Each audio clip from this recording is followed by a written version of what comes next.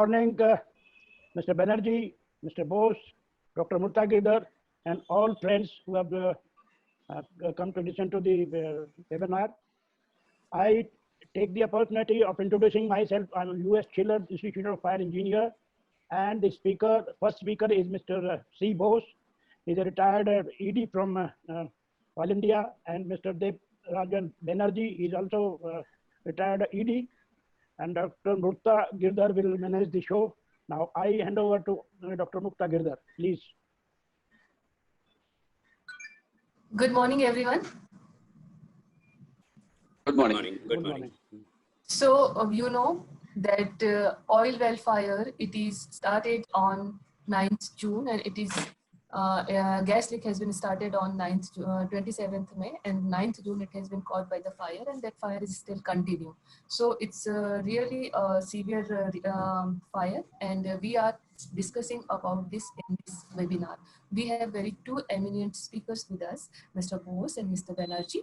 So first of all, I'm here and just give you the environmental impact and the perspective of as a disaster manager. So give me 2 minutes. And before that, I welcome you all. I'm Dr. Murta Girdhar, and I'm working as a freelance in the field of disaster management. So give me 2 minutes.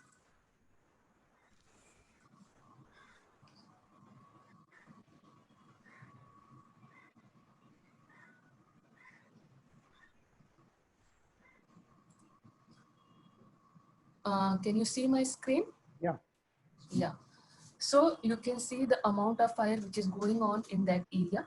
So before to go on, I just wanted to let you know about the topography of that area. You can see the red point where the Bhagjan oil well is situated.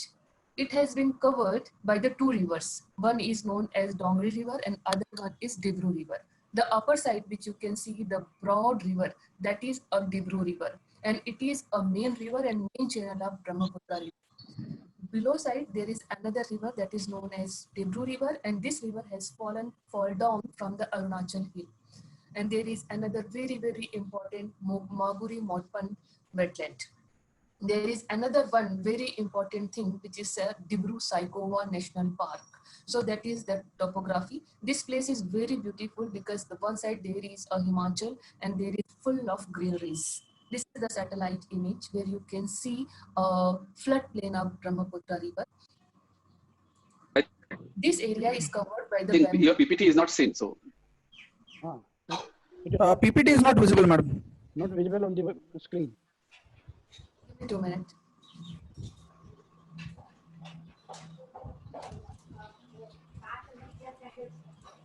It is visible now? No.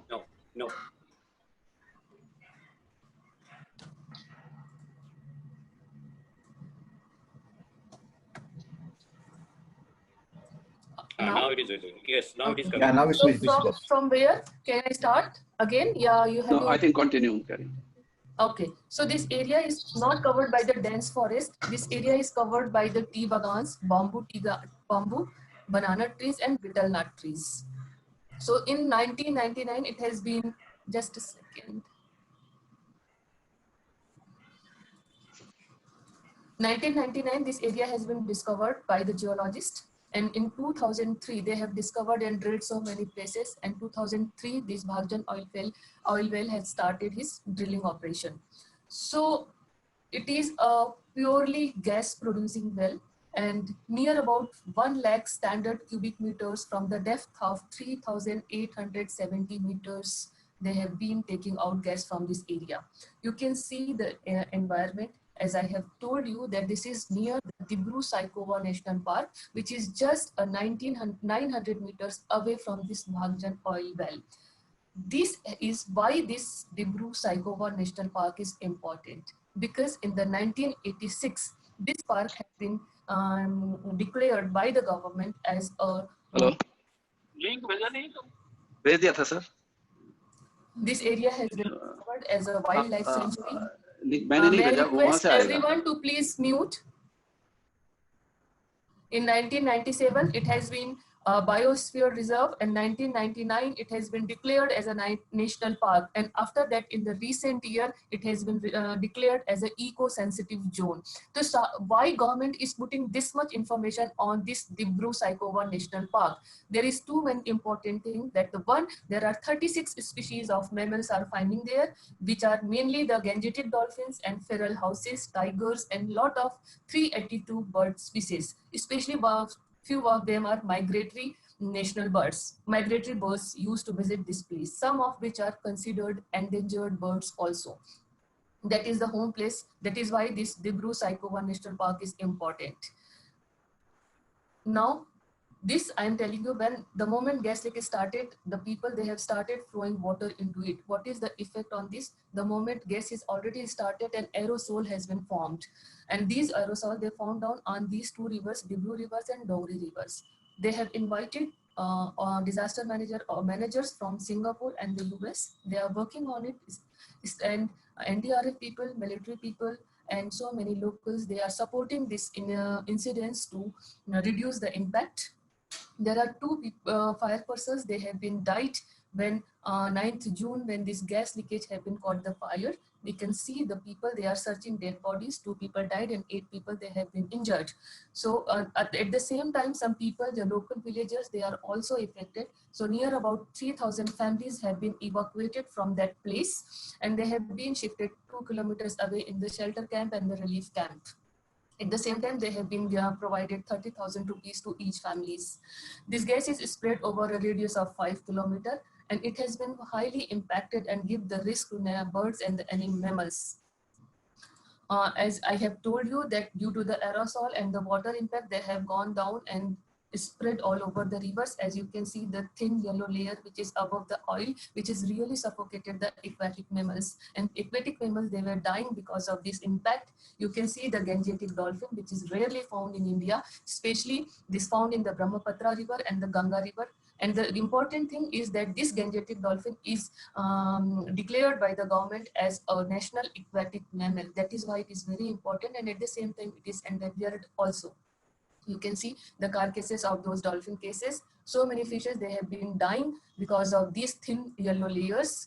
These are some pictures you can see. And Assam Forest Department, they are assessing these impacts basically on the eco-sensitive zone of the Dibru-Saikhowa National Park. And there is another wetland, which I have told you, the Mogori Modpan, because so many people, their livelihood is depending on them. So that is where I am closing my presentation, and I would like to invite Mr. C. Bose. They are the technical expert.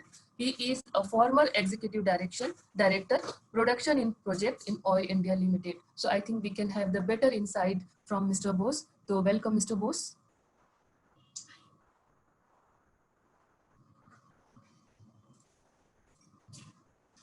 Mr. Bose?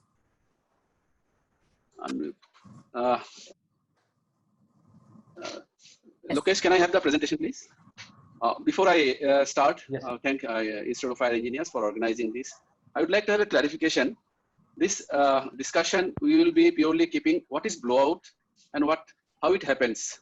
We will not discuss anything about the Baghjan incident, because this incident has occurred, as Muqtadi has mentioned, a few months back, about 1.5 months back.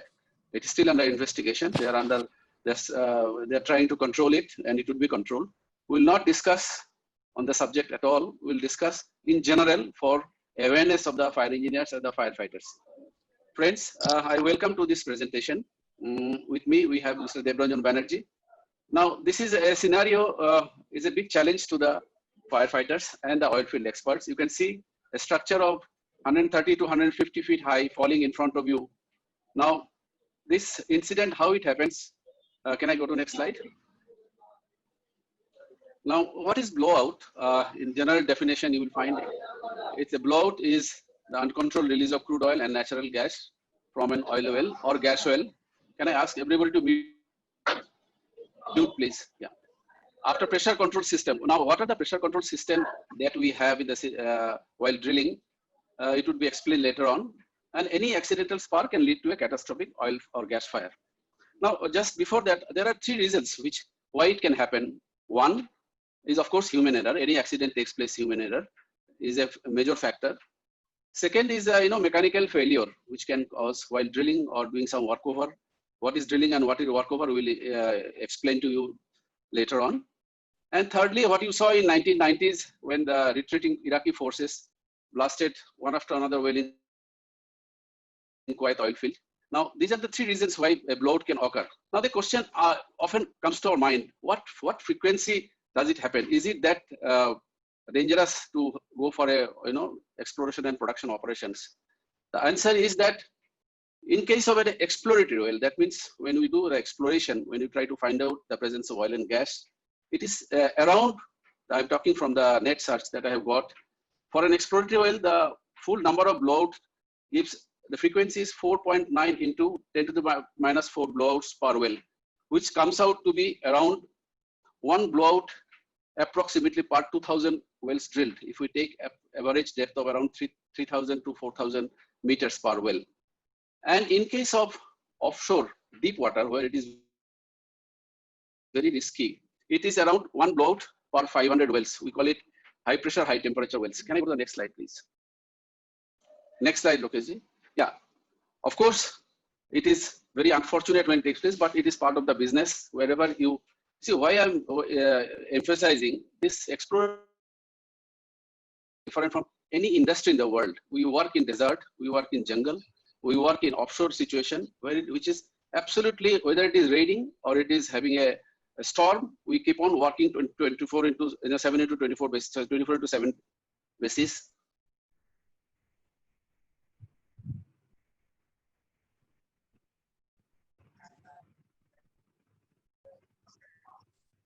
Boss, please unmute yourself. You are, Mr. Bose, you are mute. Please.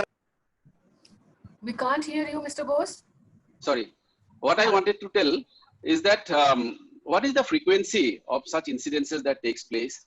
It is in the exploratory operations. That means when we try to find out oil and gas, it's around one blowout per 2,000 wells drilled. If I have taken the net search and then found out that if you take an average depth of around 3,500 meters, 3,000 to 3,500 meters, it's one blowout per 2,000 wells. Same thing for the offshore deep water, which is now the trend is to find oil and gas, which is very risky.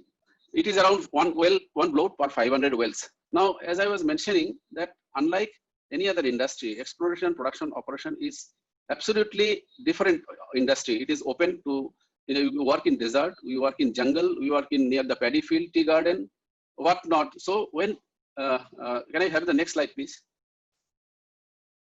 Can I go for the slide, please? Next slide.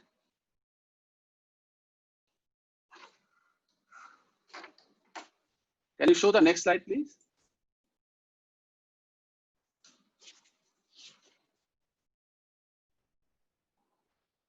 Excuse me, am I audible to everybody? Yes, sir. Yes, Yeah, can I show the slide, please? Yes, sir. Yes, Yes, sir. already.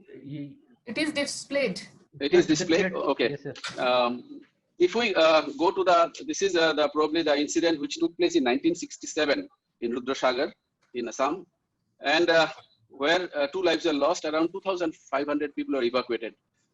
The next one, it is the Russian expert controlled the wildfire after 39 days. Yes, when it happens, the frequency is very, very low. You can't say that you should not do any exploration operation. That way, you would say that I would not travel by air because air accident takes place and kills everybody. This is a risk, but it is an acceptable limits are there, acceptable operational features are there where you can control. Can I go to the next slide, please? Now, sir. Yeah, this is an incident which, no, previous one, please. Previous one. Previous one. Yeah, this is where in 1976 we started offshore operation. Previous one. 1976 we started the operation in Bombay offshore, and 1982 we had Sagar Vikas, where luckily all the 72 people on board were evacuated because the supply vessel was nearby, and that is where the blowout experts Red Adair came. It is, you know, that throughout the world, all the major oil and gas operators, they don't have the specialized experts. Specialized experts are available only in few places. Okay, then, yeah, can I go to the next? Next slide, please. Yeah, this is the Next, please. Next. Yeah, just hold on. Just back, please. Back. Yeah. Now, what I wanted to tell is that incidences in India also has occurred. It occurred in Pasarpalli in the year 1995. It took almost 65 days. And you all know that Macondo incident, that is in Gulf of Mexico, it took almost 6 months. So these hazards are available. These hazards are there for drilling and exploration industry, both for onshore and offshore. But there are a mechanism by which this can be controlled. Inbuilt control system is there to control. With these few words, I would request Mr. D.R. Banerjee to take over and explain what is drilling operation, what is workover, and how blowout takes place, what are the control measures. Please restrict to your questions, your answers to the basics of the drilling and the blowout operation without referring to any specific incident. This is my request to all the people. Yeah, just 2 minutes. Just I wanted to tell audience about Mr. Devranjan Banerjee. He was a former executive director and in Western Asset Oil India Limited, and he will again give us technical details about this topic. Thank you so much, sir. Thank you, and thank you, Dr. Gupta. Thank you, Mr. Bose. So I'm just sharing my screen because the time is running out. It is already 11:20. So I'll go directly to my presentation. So in the presentation, am I visible with the presentation? Yes. So I'm starting my presentation. Just give me some, yeah. Now with this, my outline of the presentation will be what is an oil well, why we call it a wildcat, then exploratory well, development well, workover wells. Then what is a downhole pressure? That we need to understand, because it is all the pressure which is coming from the down and causing the blowout. And with the management of the downhole pressure, that is the well kick management will come into, and how a downhole pressure is managed, and then what it causes, the inflow, kick, and the blowout. This terminology will come in, as we have already started speaking blowout. And the effects of blowout will be 2-3 slides at the end. Now, where oil and gas exist, I'm just touching it out because it is below the earth and above the rock where the oil is there, oil or gas. It is a porous rock in which it is there. It is not a flowing river or a pond there. It is soaked, oil or gas is soaked into that particular one, and which is being taken out by the pipes. As soon as we puncture, just imagine one fruity packet of cold drinks, mango. When I puncture it with a straw, what it happens if I squeeze the packet heavily to put the pressure, there will be a flow of liquid from the straw. So the overburden pressure of the Mother Earth on this rock and the stress when the rock got generated and contained the hydrocarbon, they will push out from this open to the atmosphere pressure. So that is what the slide says. And now coming into the oil well, there are wildcat wells where there is no current data of the oil and gas is available. They are also called the rank wildcat. Sometimes they are quite far flung away from the areas of operation. Then comes the exploratory well, where we are previously considered to be unproductive, and we are going for exploration into that well. I'll not read out the slides. You can always read it from the screen. And to find out a new reservoir from a known field, that is another reservoir in the field. Down below, there is another reservoir. So those will be the exploratory wells, and to extend the limit of the known and gas reservoir. Now, development well comes that when everything is proved. Now I know where is the oil and gas, how is the reservoir behavior. I know almost everything of that particular down below information. And then I go and drill the well for the commercial production of that particular area. So those are the development wells. Now coming into the oil and gas, this is generally a rig. Now in the rig, what happens, I'll just give me a magnifier. Just a minute. Yeah, I got the magnifier and I'm coming back to the, sorry, I did something.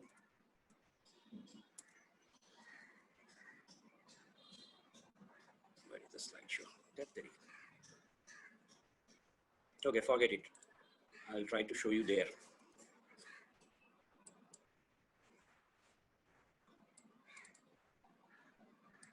I'm coming back to my position. So this is a rig, and can you see my cursor, please? Hello? Yes. Yes, everything is. Yes, Yes, everything is. So this is a BOP stack, we call it. From the oil head, the BOP stack is there. I have an animation I will come back to on this one. This is the choke manifold where I can control the flow of the well. This is a choke manifold area. The choke manifold and the BOP can be controlled to the BOP control unit. These are the BOP control unit which can work very quickly. You need not to wait for the pump to occur. Hey, I have a question. Can I take the question after the presentation, please? Can I take the question after the presentation? Please? You can chat it. You can chat it into this and we'll take up the question. Thank you. Please So, don't disturb. I request everyone, 8 minutes, sir. I request everyone to please put your question on the chat box. And we will entertain those questions end of the session. Thank you so much. And then the choke manifold and the BOP control has to be done from these panels which are on the derrick floor. There are panels on the field also. So this is more or less the layout, and for the well control purpose I am showing. I will have another auto animation. Just wait for a second. Now the activities, what we do, why we are showing this, we do the seismic survey, then we get the release of the location based on the seismic data, then we survey the surface location and the land acquisition, all these things are done. Then we allocate a rig which is capable of drilling that particular well. Then the civil work and the foundation work is done. Then we prepare the depth data policy and the geotechnical order, we call it, the technical program, how we are going to drill the well. There is a complete well plan and the program is prepared. Preparation of the well consumables are done, listings of the casings and everything. And then the rig is mobilized and rigged up at the new location and the drilling starts. Why I'm saying so is because all types of precaution and planning has been done. And thereafter we go and drill a well. I will not go into the what is seismic technology or the sophisticated technology, how it is being done. All these things are done just to get a good planning, anticipating what are the incidents and accidents are can be there. So all these things are taken into consideration. In the well planning particularly, we firstly look at into the safety, health and the environment. And the second priority involves the safety of the well and the rig and equipment and the quantity. The first one goes for the personnel and the place. And also we'll have to see the minimum cost, because the cost has also to be having a bar. We cannot go higher a cost, then it will not be a business proposition. And then also we'll have to see the practicability, how practical it is to drill the well. All these things are done. Then for the well data planning, we take all these, the objective of the well and the seismic data, location map, structural map, expected pore pressure. I will tell you what is the pore pressure, offset and the correlation log and the information on the formation type, top and thickness. When we know almost of them, we call it we generally go for a development well. When it is exploratory well, some of the informations are not available. We go and explore them and we collect the information from that well. That well may go dry, but we collect the information. We get also the bit records from the offset wells, means the neighboring wells of similar nature, how we do the mud reports, mud logging data, drilling report, we analyze everything. And then the proposed logging is done. What are the data we'll have to acquire from that well, we take it, and the government regulations and the company's policy all are to be abide by. Now in the drilling program, the main thrust is given there at the well details, well objectives, casing policy, because the pressure, the straw in a footy mango drink, that straw is very essential. It should not rupture. It should not get, all this design has to be done. So estimation of formation pressure, estimation of fracture pressure, casing seat selection, where the casing will stay. And there are telescopic way, I'll show you later on. And this casing design is given an elaborate thought and planning. Then the wellhead selection is done, the BOP requirements are assessed, and the cementing program, all these things, deviation program, the well can be vertical or the deviated. Survey requirements, mud programs, all these things, whatever is I could memorize from this thing, my experience I have jotted down. Some will be definitely left out. If so, I will be adding them at a later stage when I get the feedback.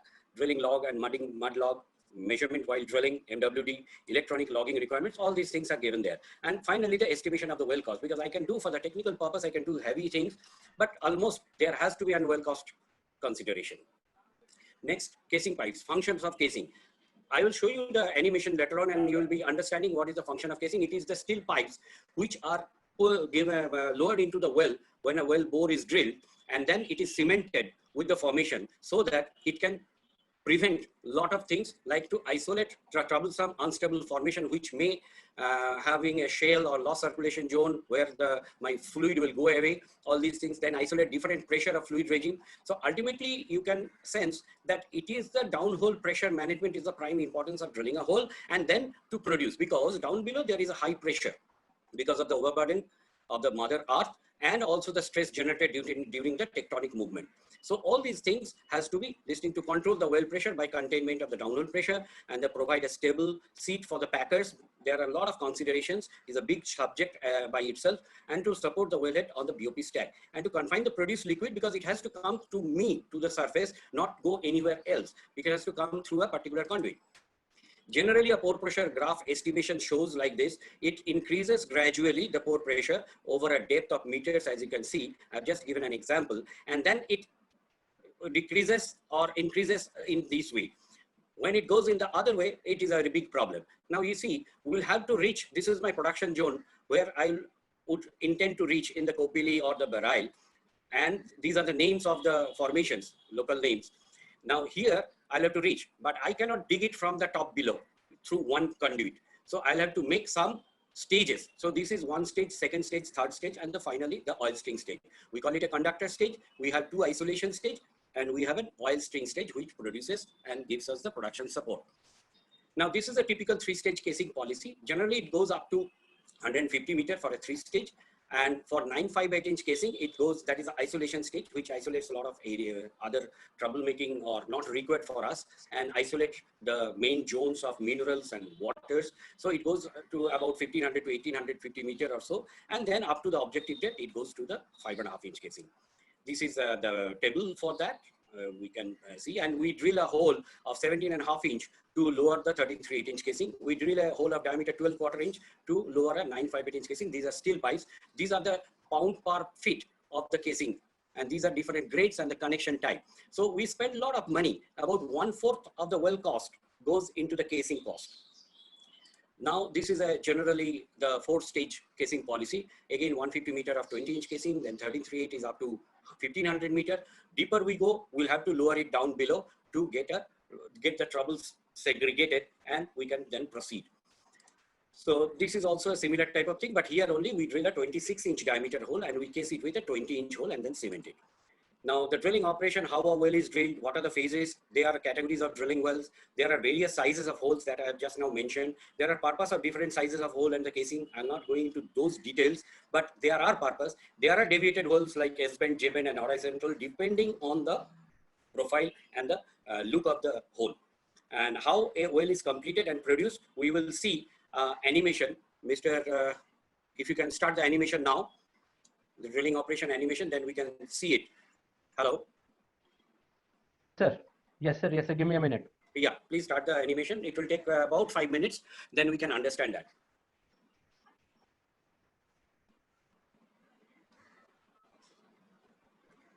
Just a minute.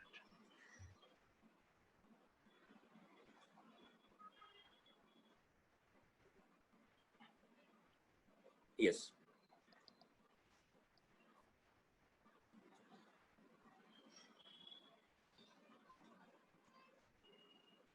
Can you hear the sound? There is a narration here, else I will continue. These are the mud separating unit.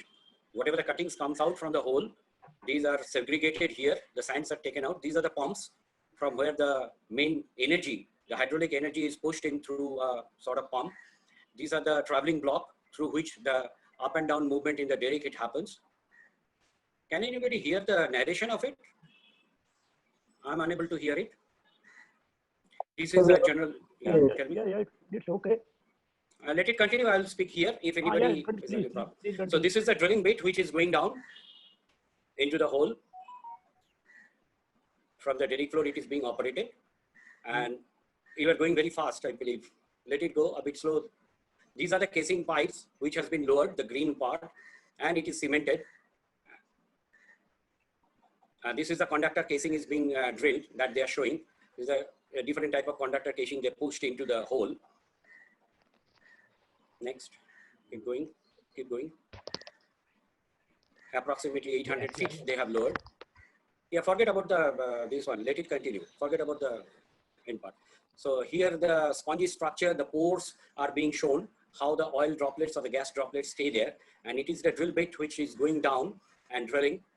And it takes out the cuttings with the help of the circulating mud, which is being circulated. Mud also provides a hydrostatic pressure, which suppresses the formation pressures and we can proceed with the drilling. So these are the degassers, and this way.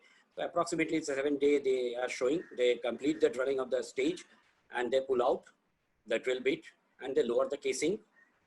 This is the casing shoe with the stabilizer. It is going down.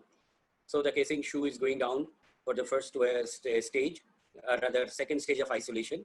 There is a valve here, non-return valve. The cement is being pumped here. The cement goes up to the annulus and it is allowed to set in. And once it is set in, the top part is open, and this is the BOP. This is a ram type BOP. 2 rams are there. One is blind, one is pipe ram, and on which a spherical BOP is there. This is the annular BOP, call it. So 2 types of protection is given at the first stage. On the wellhead they stand and they are operated hydraulically, and the next stage drilling starts. And we drill out this shoe and the valves and we go again into the formation. So the first isolation has been done and we go down. So you see the different water layers are there. We have isolated with the casing pipe and also with the cement layer. And now we are going to drill up to our objective. This is a very small animation video. The different stages has not been seen. Now here you will see they will stop the drilling here and they will deviate. They will be deviating. So at a depth of 6,200 feet, they stop the drilling and they will pull out and they will lower their another instrument of drilling tools and they will go for deviation and they will be deviating. Now they are deviating. This part is called the J-bend type of it. And then now slowly they have become the horizontal. So they are going along the axis and to the extent. Now here what happens, the horizontal part is drilled into the reservoir section of the formation so that my reservoir length increases and my production increases accordingly. So they pull out the bait and they lower the casing. The similar way they will pull out, they will lower the casing, and also this is the casing going into the horizontal section, and they will again pump the cement slurry of desired density and characteristics. And once the cement comes in, this is the cement which is coming in, and the cement goes into the back into the annulus after returning, and that up to the desired level of cement pumping, the calculation is done all into the drilling planning stage.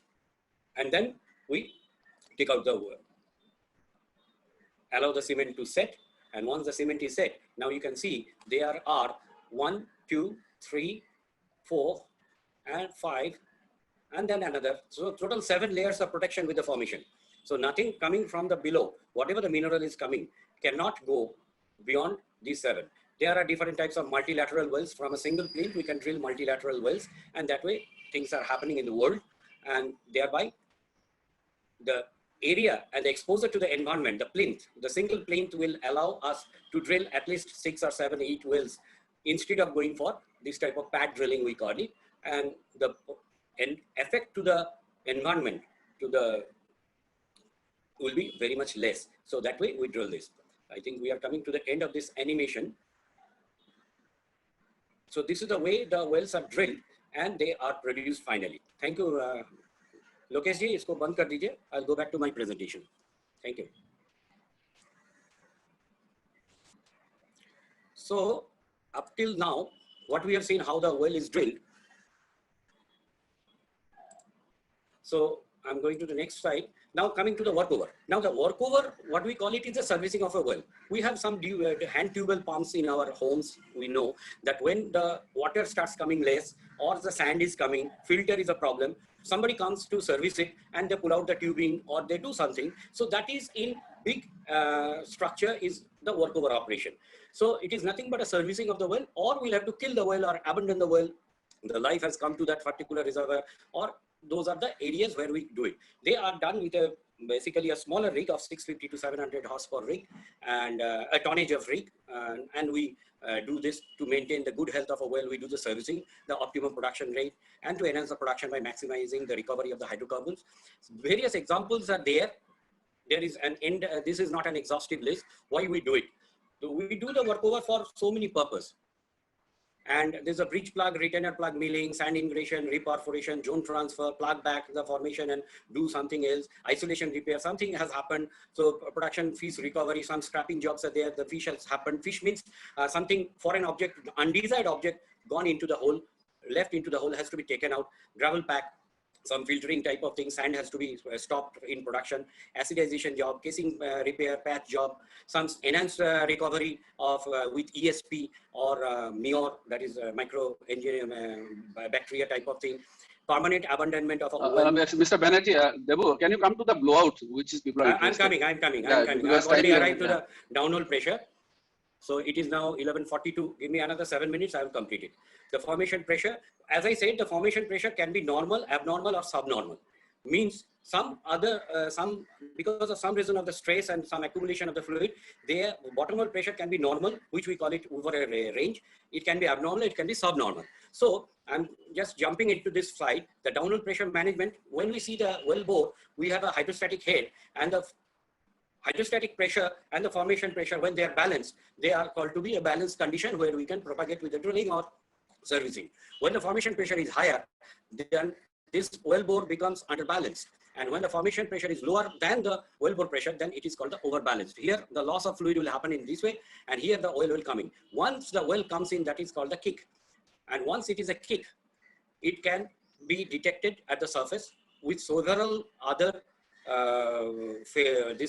indications. The first thing is that the hole has to be filled up, because when we lower something, the buoyancy effect and the displacement effect will give us some displacement. Once that displacement can be seen, that failure to fill up the hole, when we pull out the tubing out of the hole has to be filled up. And we have to keep a displacement volume record. Then only we can find it out whether there is something coming into the well bore. When some other foreign liquid is coming into the well bore, we call it an inflow. When inflow gets uncontrolled or gone unnoticed because of some reason or other, it may be human error, it may be instrumentation error, or it may be subdued and it got camouflaged with some other indication, then it becomes an uncontrolled flow. When it reaches the surface and it cannot be controlled, then we call it a blowout. So before a blowout, there will be kick, there will be inflow. Then if the inflow is not noticed, it will go into this. There are certain other causes of reduction of hydrostatic head, the failure to fill up the hole, the cement setting also reduces the loss of water during the cement setting, that reduces the hydrostatic head. Wing material gets settled, that also reduces the hydrostatic head. The circulating pressure is also causes the loss of reduction in the hydrostatic head. Swab and surge effect, when we took a syringe and we know what is, when we push in into the, when we running into the hole, the bullheading will be causing a surge effect, and when we pull out the hole, it will cause a swab effect. So that will also cause a kick. That can also induce an inflow. So how do we can keep it? And the trip margin, because running in and pulling out of a tubing or instrument pipe into the hole is a normal 24 hours job there. So a trip margin has to be maintained into the hydrostatic head in the mud weight. So if that trip margin is not properly maintained, that will also allow us to happen a kick or inflow. Sudden change in drilling rate will give a detecting in the kick for a drilling phase, I'm telling. Increase in the flow rate, change in the pump pressure, reduction in the drill pipe weight, because some foreign material has come into the wellbore, means the total, because other than the water-based mud, some hydrocarbon has come in. That means the buoyancy has increased. So there will be a weight increase in the drill pipe weight. Oil or gas cut mud. In the mud, we will be getting some oil and gas. Reduction in the hole fill-up volume, as I've said. Rise in the pit volume. The pit volume will rise because my total volume of the fluid which I'm circulating will increase. Those are the indications of a kick. Those has to be alertly seen into that. There are different methods of well killing. Once we have detected during the drilling operation or the workover operation, we have detected a kick, which is the initial part of any blowout. So we'll have to immediately go for check and whatever things. The flowing status of the well has to be known. Formation pressure has to be controlled. Formation fracture pressure has to be known. Casing burst pressure has to be known before that, because how much pressure I will be applying to kill that. So downhole conditions like packer, lake, tubing, hole, whatever is the history of the well has to be known. Then we can start planning of how to control the kick. The kick handling concept comes into different methods are available in the world. All the International Forum of Well Control, they are the authorities. We are certified. I was there for 6 years, certified well control manager. So like determining the reservoir pressure, and then different circulating methods are available, like reverse circulation way, depending on the condition of the well, we can decide which one we'll have to go, considering all the system, reverse circulation or bullheading, driller's method, weight and weight method, and the volumetric method. Different methods are there, theories are there, but all things all employ the constant bottom hole pressure theory. During the kill procedure, we'll have to keep our bottom hole pressure constant so that further inflow cannot happen. Then gas migration and tap pressure, then maximum allowable, that is we call it mass. Mass has to be known beforehand. Then SICP has to be known how I'm going to handle it. Now, unusual situations can happen during the well control. Some of these things I have just jotted down out of my experience. There can be plugged and washed nozzle beads, pump failure at the surface, plugged and washed chokes, string washouts, annulus blockage, low circulation. We might not get any circulation. How will circulate out? Excessive casing pressure, well killing operational problem, then pump related issues, surface BOP issues, choke related issues. The choke manifold is there through which the things will be controlled, the pressure will be controlled. Then boundary management, where we are drilling, the boundary management is very much essential in that area. And the natural calamity along with that incidental rain and flood, all these things can cause unusual situations in the well control. So in a well control management, selection of the well control equipment is very important. Classification of well control equipment has to be there because some classes are available, which type of pressure and rating, which type of gas we are handling. Installation requirement for wellhead and BOP equipment are required. Testing of the BOP, hydraulic operator test and the annular preventer, which I call the spherical one, hydraulic operator test of the ramp preventer, all these things has to be done. And then the BOP drills, which has to be done very rigorously on a very periodic basis. So the BOP drill, more we do, we do. Now here I will just, this is my slide I have just added. Oil field jobs during workover and production is accident prone. Close bonded teamwork in the field is required. Coordination with other service providing departments or agencies is very much essential. Advanced, because nobody can do it alone. Planning of all infrastructure and support. Work in open air and different location is mostly remote. Work in all weather conditions on 24/7 basis. Thus, a person had to be physically fit, mentally alert, communicative, but has to be calm to tackle all the situations coming into his way. Now, the different blowouts effects, which Dr. Gupta and Mr. Bose has already said, they are environmental effects, air, water, and soil, all goes away. The consequence of blowout are the fatalities, injuries, environmental problem, reservoir depletion, loss of production, risk associated with the formation fluids, flammable, explosive, and toxic drills, loss of equipments, blowout control, and the loss of company credibility. So these will be this thing. And as Bosar was mentioning, that consequence of the Gulf of Mexico, Macondo. Now, what has happened after 20th April of 2010 in the Macondo? 11 fatalities and 17 injuries suffered that particular day. Then 4 million barrels of crude oil that spilled into the ocean. Ensuring 3 months also clarified a significant environmental impact, some of which is today. And the brief of those environmental, 100 miles wide, it has gone beyond the surface. And now I think I'm on the last slide. Effect on the marine life is there. Effect on the bird, it is also the birds are affected. It is not only the fish and the marine life, and the groundwater impact cannot be denied. And the birds has also been seen that they have been affected. So I complete my presentation and thank you, Institute of Fire Engineers, for giving me this opportunity. Thank you very much. And questions when I get on the chat, I will definitely answer to that. Over to you, Bosa. Hello. I've completed my presentation. Dr. Mukta, you can take it over. Yeah, sure. I think Mr. Bose, you want to say a few words? You are on mute.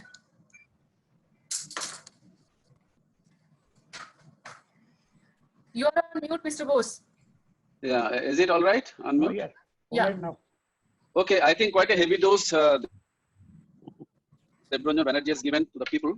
You see, I had the misfortune or fortune to have association with a blowout which continued for 22 days. All along I was there. After taking all precautions, something can happen. But how do you manage it? Is it mute or no, unmuted? No, No, we are able to Yeah. listen you. Can I ask the 8th slide? Yes, sir. I've given to you. Yes, sir. Can you please Yes, the 8th slide? You see, blowout can be with or without fire.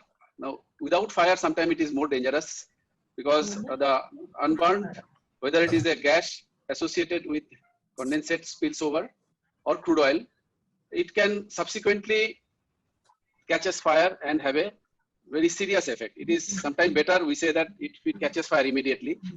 Now, any incidents, I will share few moments with you. How do we manage the situation?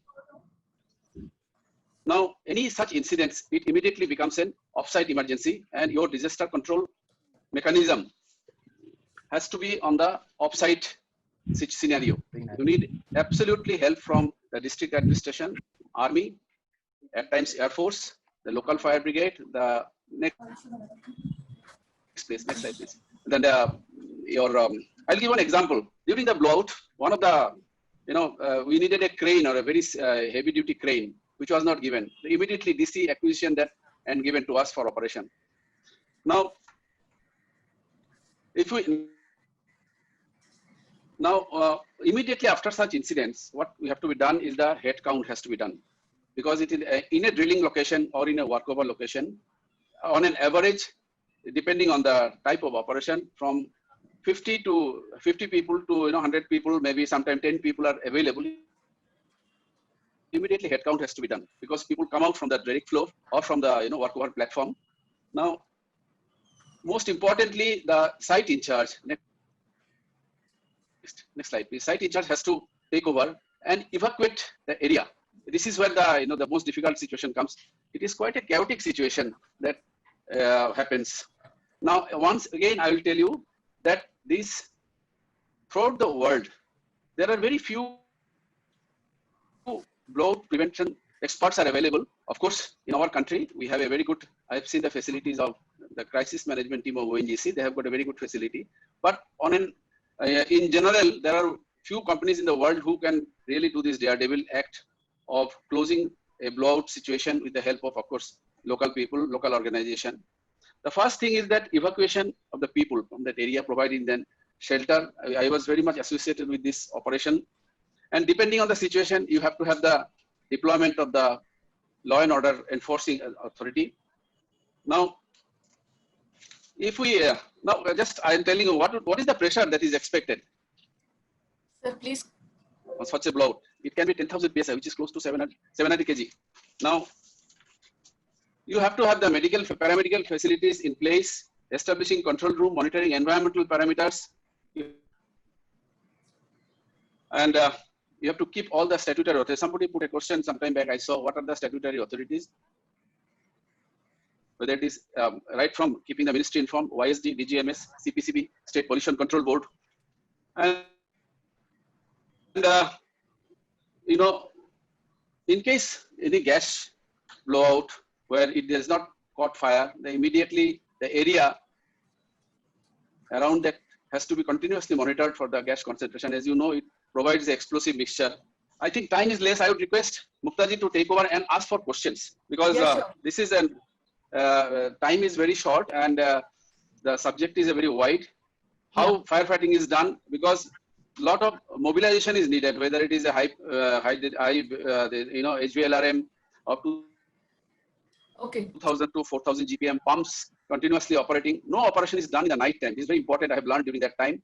And it's a daredevil operation, because up to 200 feet goes up to 60 degrees. Your skin starts peeling off. So it is only the trained people with proper PPE who could really, approach the wellhead and close.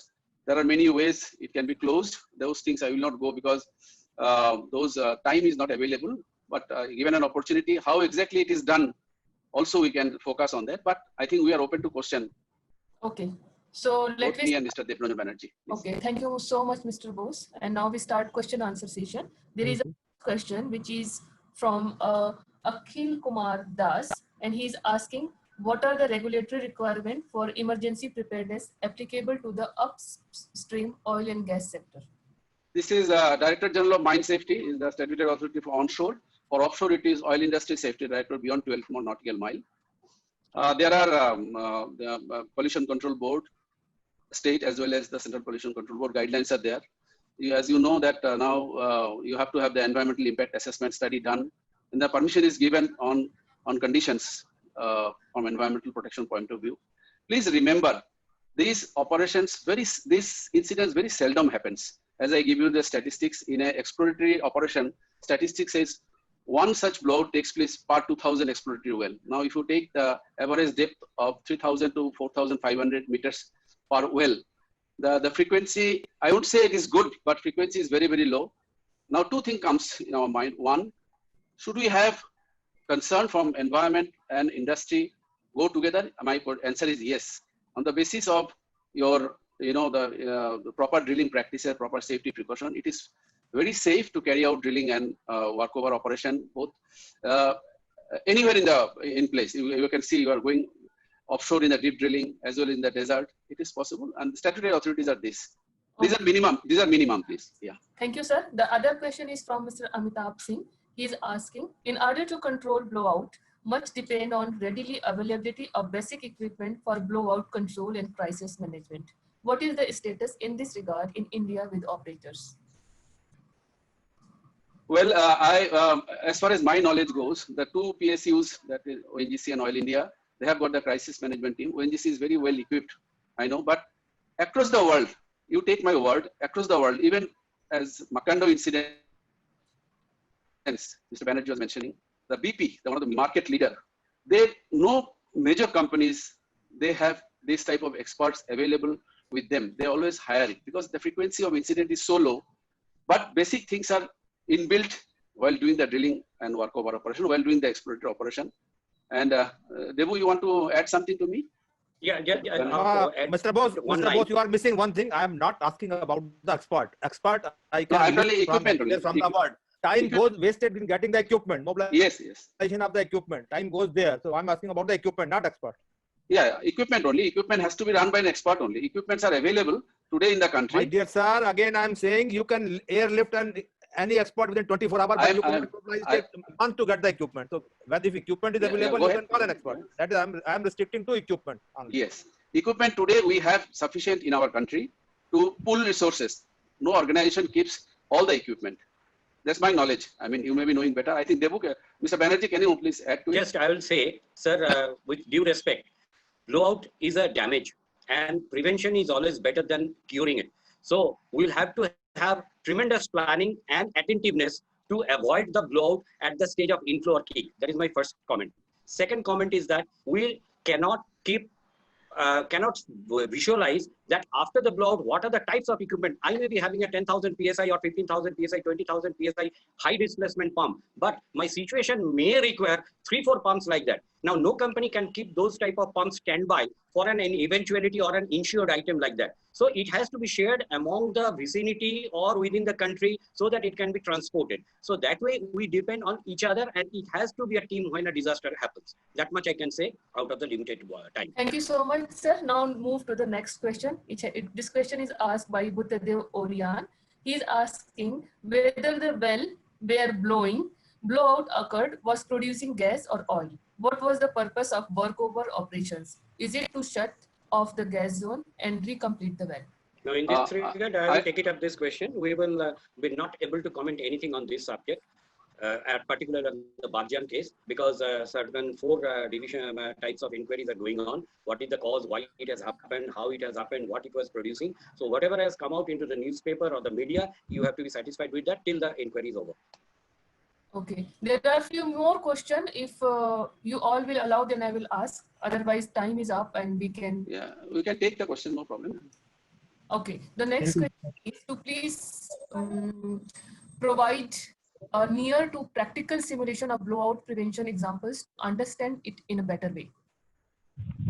So, sir, can I take up this question, Bosa?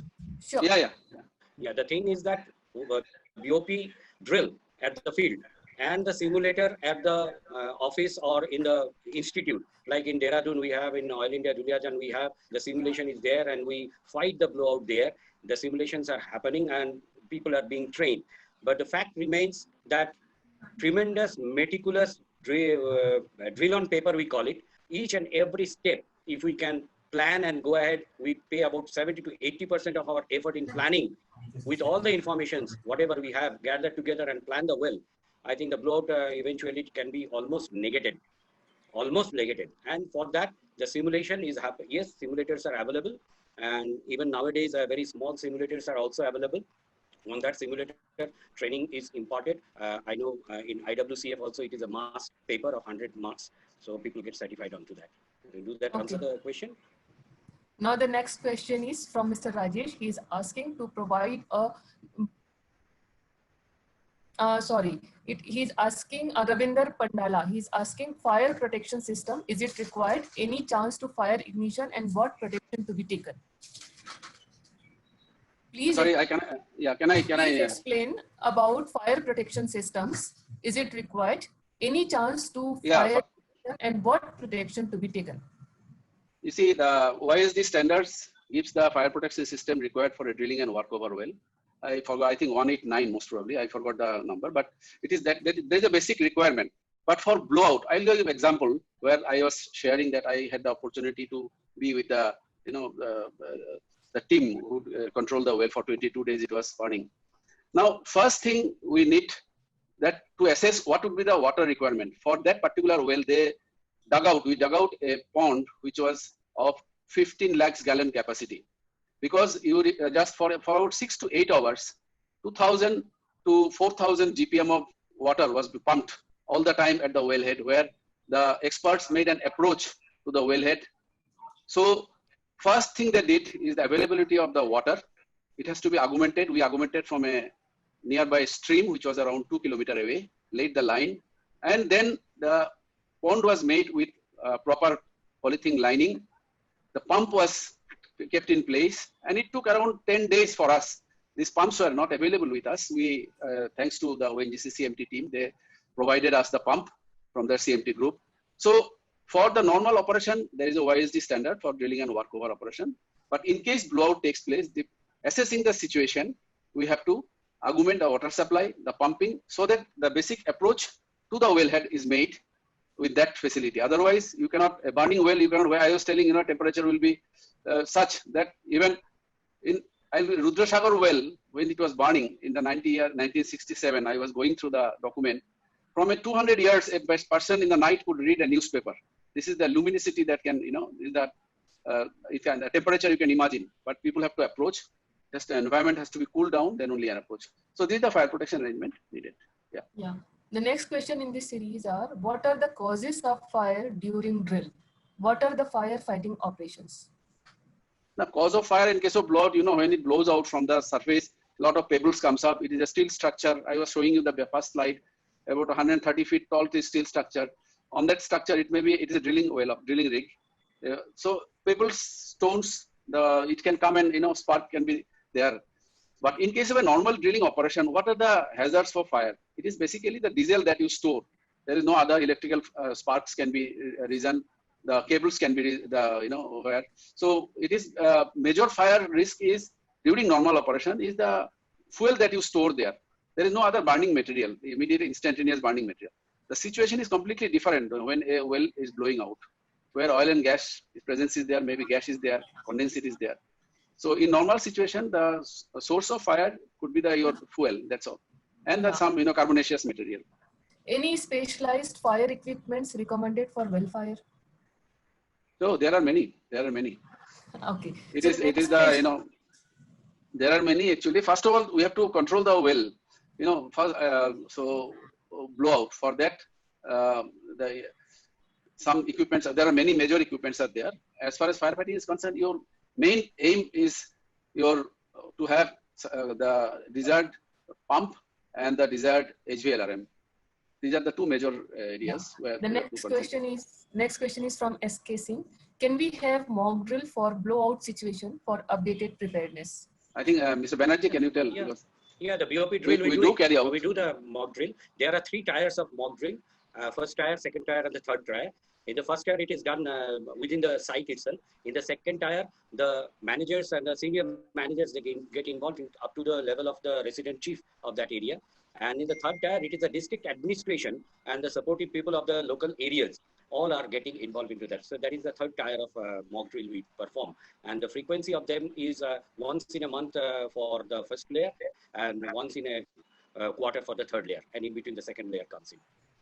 Okay, the next question is asked by the Randeep Singh. He is asking, what are SOP regarding disaster management plan? Oh, there are. Chitramanu. Yes, please. Boss sir, can I come in and ask you something? I think I got one question. Then subsequently, can I answer that? Okay. There are 3 layers of contingency plan. One is the on-site contingency plan. That some small things happens. How do you control at the site? It is always said that the operators at site are the best firefighters. You cannot depend, because as I said, it is not a for-all industry. You may be 60, 70, 80 kilometers away from the nearest fire station.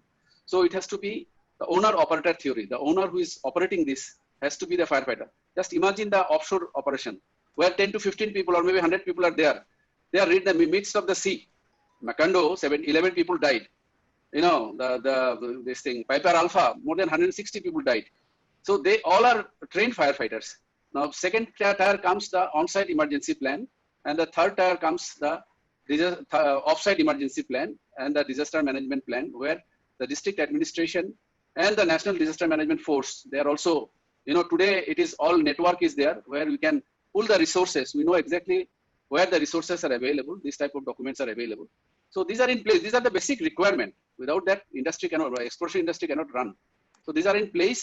But again, I said, with all due care, these are low frequency but high risk, industry, like aviation industry. Doesn't mean that aviation industry stops because something goes wrong. Malaysian Airlines aircraft till now been traced. Doesn't mean that Malaysian Airlines is not operating. So it happens. It is a part of business. We have to take it that way.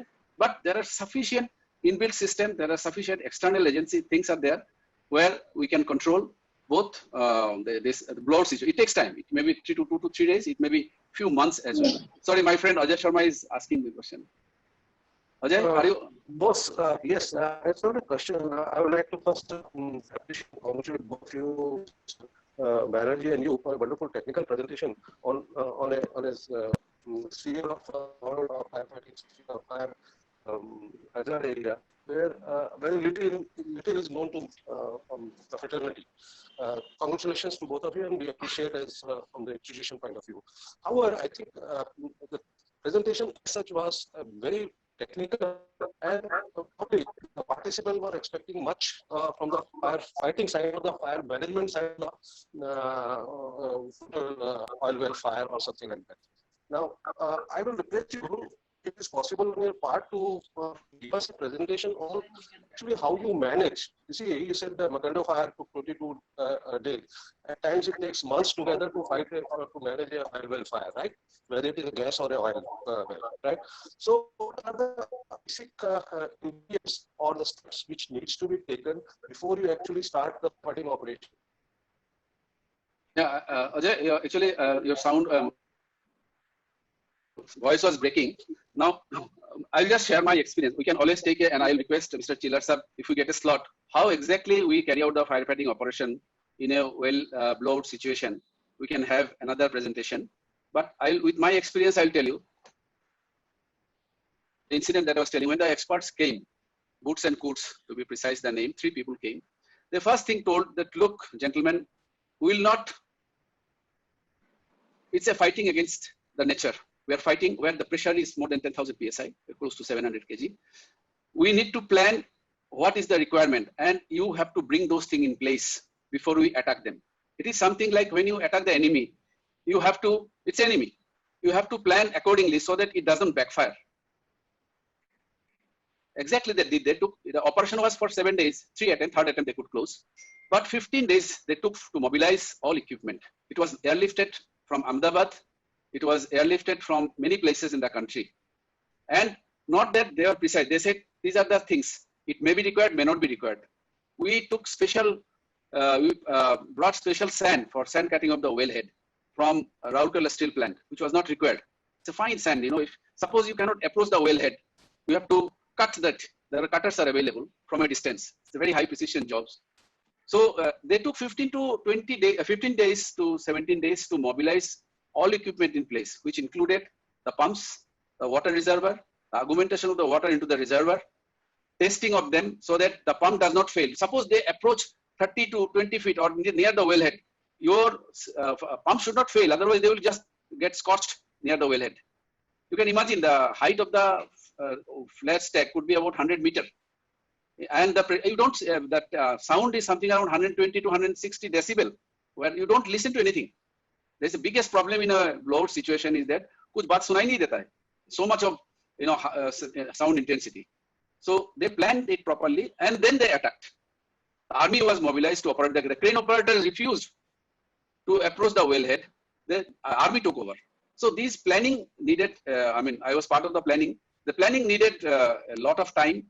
And once they're satisfied, then they attacked. And once they attacked, you take it for sure, it will be done. Sometime, when you are pumping at the rate of 4,000 GPM for 8 hours, you can imagine the amount of water accumulation that will take place. It will be oil and slushy, the entire plinth area. It's very difficult to approach. But your heavy equipment has to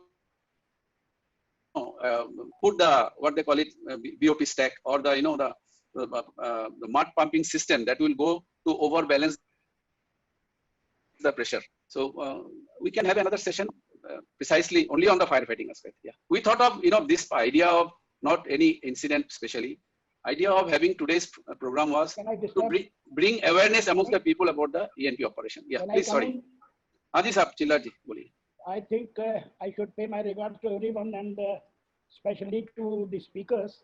As the time is already over. Yes, yes. We will not take any further question as such, but then I can say with the that the talk which was presented by the speakers, Mr. Bose and Mr. Banerjee, was one of the best I ever heard on the subject.